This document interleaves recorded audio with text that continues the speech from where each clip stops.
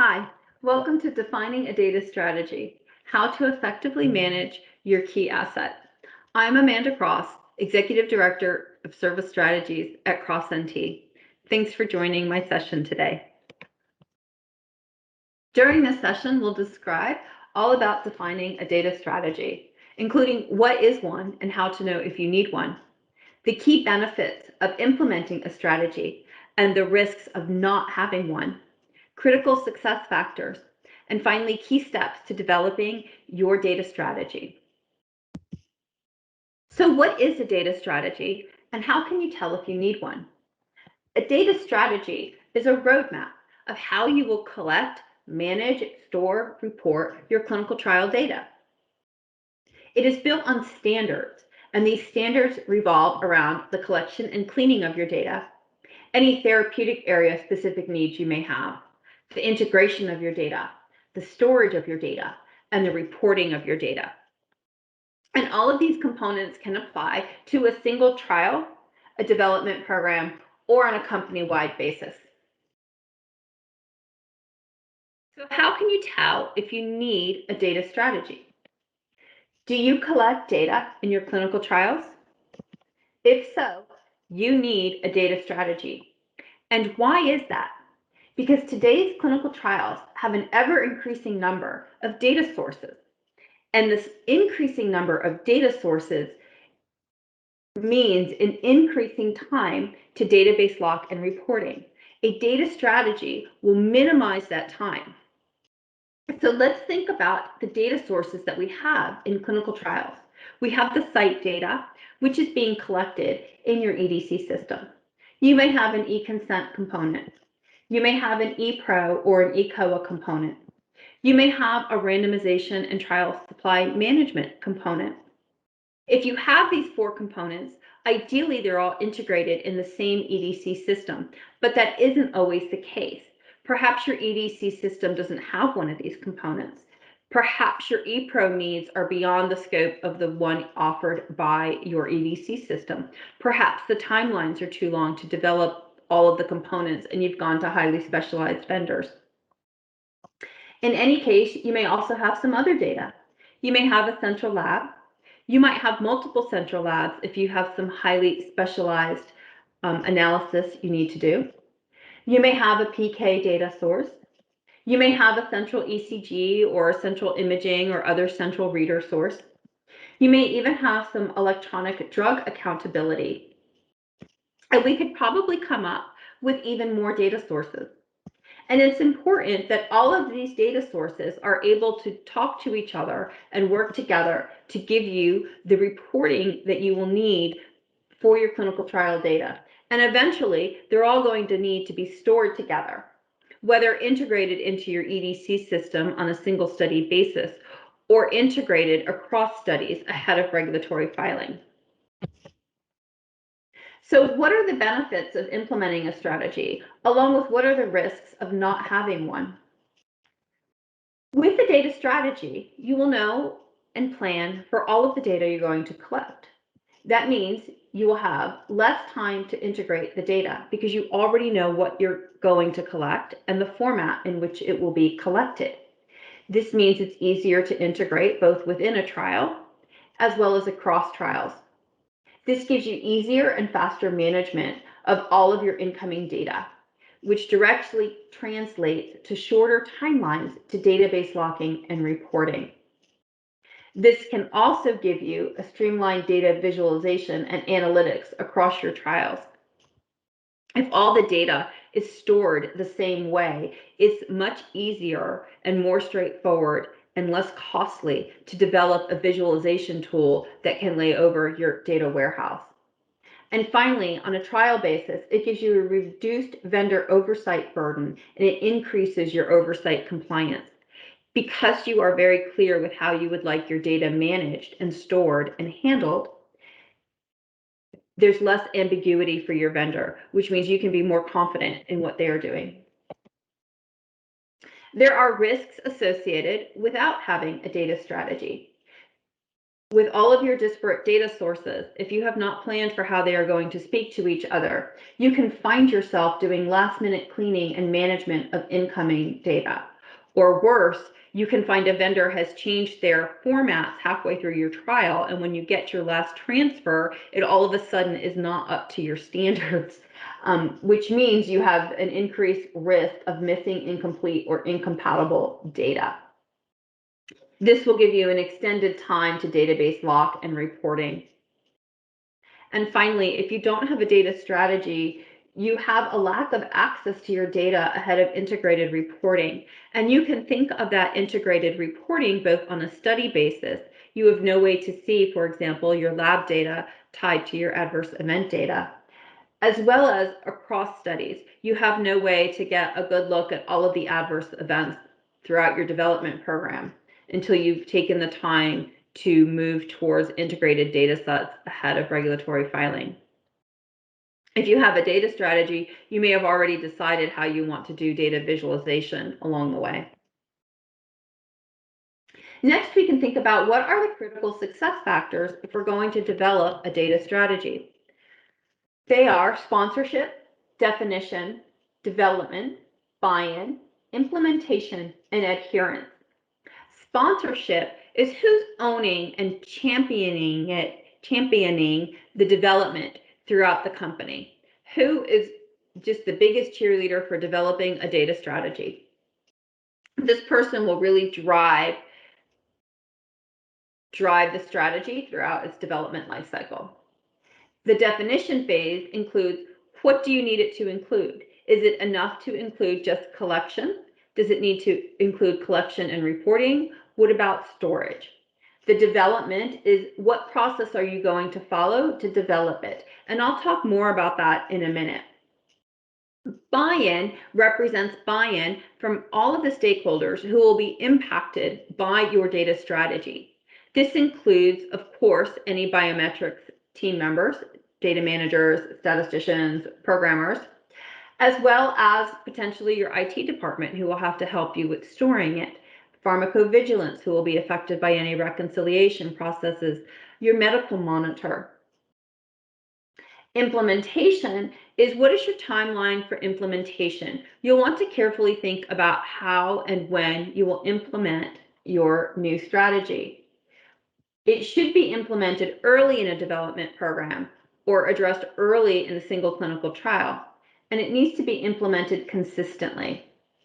This leads to adherence. What level of adherence will you require, and how will you ensure that that is monitored? You want your strategy and any standards within it to be a little challenging to deviate from. In this way, you'll maintain control and a high level of standardization. Now, these factors apply regardless of the scope, whether it's a single trial, a development program, or a company-wide initiative. They only look different in the application.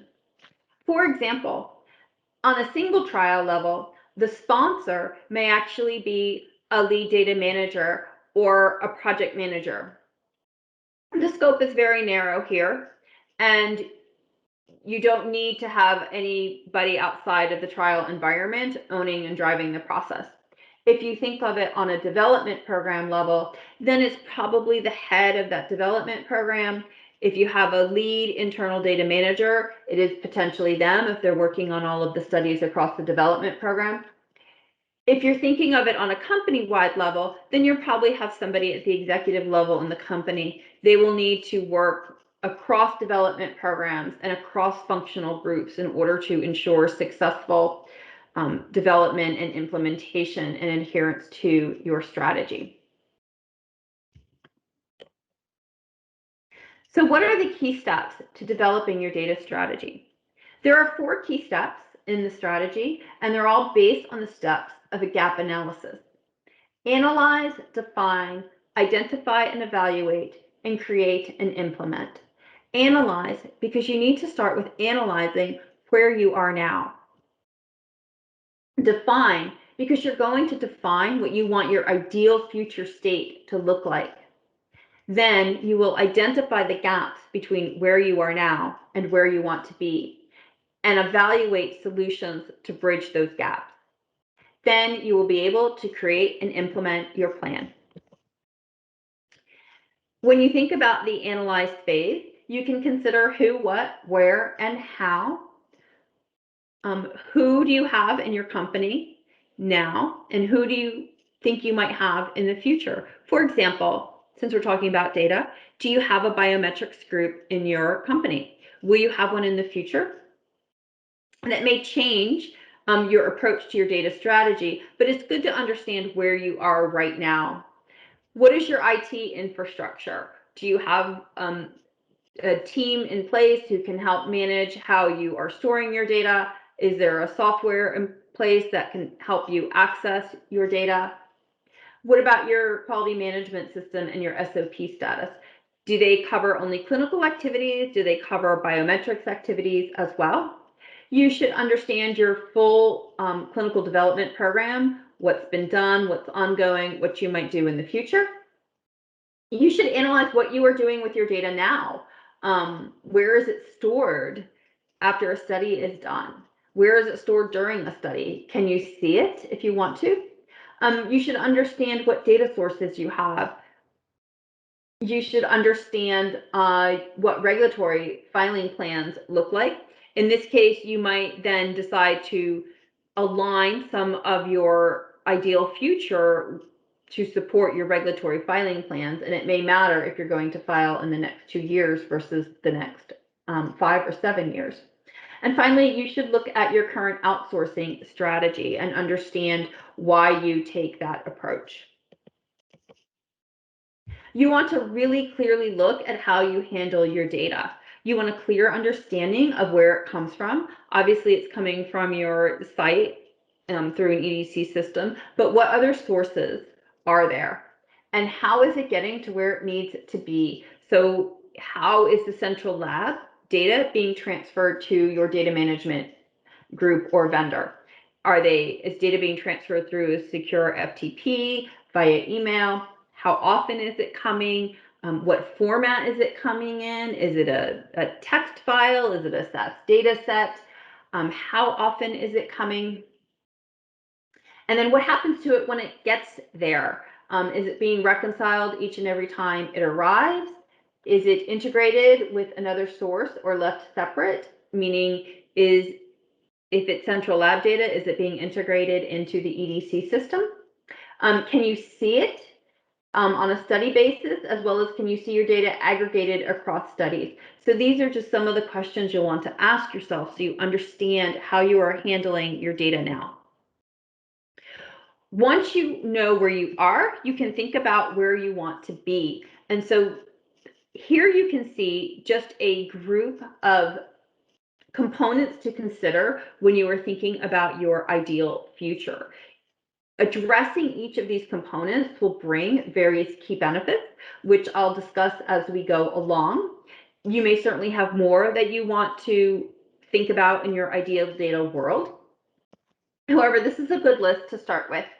If we think about SOPs and guidelines, even if you don't have a biometrics function internally, it's good to understand if you should have SOPs and minimal guidelines for those functions, because this will define for you the minimal acceptable standards. It will help you assess the SOPs and guidelines of your vendor and see if anything is missing.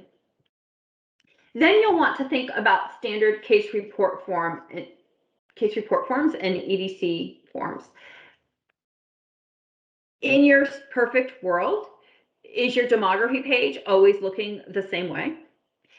Do you have specific efficacy variables you would like to see collected the same way? And it's important to think about this because standard forms lay the foundation for streamlined management, cleaning, and reporting of the data. You'll want to think about standard transfer requirements. In your ideal world, are they always coming in a certain format? How frequently are they coming? How are they being transferred? And it's important to define this because the more specific your transfer requirements are, will yield a higher automated process of your incoming data, which just means it's much easier to read in and reconcile and clean. You'll want to think about data checks and reconciliation. What does that look like in your ideal world? If you have standard case report form pages and standard transfer requirements, you can now have a very efficient query process built on standard data checks, as well as an all but automated reconciliation process. This leads to faster cleaning, especially the last reconciliation process ahead of database lock. You'll want to think about data integration and conversion. And what does that look like for you? If you have all of those data sources we showed earlier, do you have or want the ability to view them in an integrated fashion in your ongoing studies? In your ideal world, can you see it all together? In your ideal world, can you see all of the data from your completed studies together? So it's important to consider this on a trial basis as well as a program basis. And then you can consider when you have converted your studies to CDISC, if it's required for you. You'll want to think about all of the documentation that is produced during the clinical trial: data management plan, data validation plan, statistical analysis plan, UAT plan. All of these are created and need to be reviewed. And if you have templates in your perfect world, then your review time will be reduced. Then you'll want to think about reporting. How do you see your statistical outputs, the tables, figures, and listings looking to you in your future world? Are they always coming to you in a secure transfer? Are they coming in a Word document, via email? And what do they look like? Do you always see the same formats? Having standards here will give you faster TFL generation, and they're easier for you to review because you know what you're expecting. And then you can look at them from a data specific standpoint within that clinical trial as opposed to a format standpoint. And then you'll want to think about storage and access. In your perfect data world, where is your data stored? On a trial basis, this means where is it when the trial is ongoing and when it's done? And on a development program level, this looks like, where is the warehouse of all of my completed studies? And how can I access the data for those studies? And why am I accessing the data for those studies? In your perfect world, you might decide that you want to generate some ad hoc reports to support a manuscript or a poster. So if you have a plan for this, then you'll always have access to your data. And a key benefit here is that all the data and documents are in one place, so you always know where to go and get it, and you have access and control over how you are reporting it. Once you have decided where you are and where you want to be, you can then identify the gaps and evaluate the solutions. And I'll just discuss here briefly some of the solutions or considerations you'll give as you look to bridge these gaps. In terms of SOPs and guidelines, you will just develop a list of what's missing from your set. These will most likely be related to data, since we're talking about a data strategy, but you may find that you have some related SOPs that need some updating. If you are not yet building out your forms to CDASH compliance, now would be the time to determine the strategy and the timeline for doing that. Going through from the start with CDASH all the way through a CDISC, SDTM, and ATOM conversion, as you know, gives you full traceability of your data. You'll want to identify what standard transfer requirements look like for you. What are the required formats? How often do you want them to come? What content do you want them to have in terms of incremental or cumulative? The data checks and reconciliation, you'll want to think of these from a standard source. For example, your standard case report form pages or your standard transfers, as well as perhaps a general list for any ad hoc data source you have, so that you have a minimal level of requirements anytime you introduce a new data source. From the integration and conversion standpoint, you'll want to decide timelines or decision points to convert. So on a single study basis, you might say we need all of these external data sources integrated into the EDC, and we want to do it every month. Or if you're converting to CDISC, you might say we will start our conversion process once we have proof of concept in early phase 2. From the documentation point, once you've decided which documents you want standardized, you would then make a list of which ones need to be developed and perhaps a priority list. From a reporting standpoint, you would develop a set of templates for all of your tables, figures, and listings. You might think of them as mock shells. In this way, it's very clear how you expect to see the data. And then in terms of storage and access, you'll think about, are you going to do this in-house? Are you going to do it with a partner vendor? And what kind of tool would you like to use to see it? On a study basis, you might have enough within your EDC system. On a long-term storage basis across studies, you might need to have a third-party visualization tool put in place, and you should identify at this point which tool that would be, or at least come up with a series of evaluation criteria. Once you have defined your missing components and evaluated what needs to be put in place, you can create and implement your data strategy. Since you know everything that's missing, you can determine if you can address each need on your own or if you need support. If you need support, you can find a specialized data vendor who can consult with you on any individual component, or develop and implement the entire strategy with you, or do some sort of combination. You can set timelines and owners for each stage of the process. After your strategy is complete, you can sit back and relax and watch your data manage itself. Not quite, but close. Last component of any good data strategy includes a system for continuous oversight and management, because you want to ensure ongoing adherence to the strategy, as well as continued acceptability of the standards you have put in place. Thank you very much.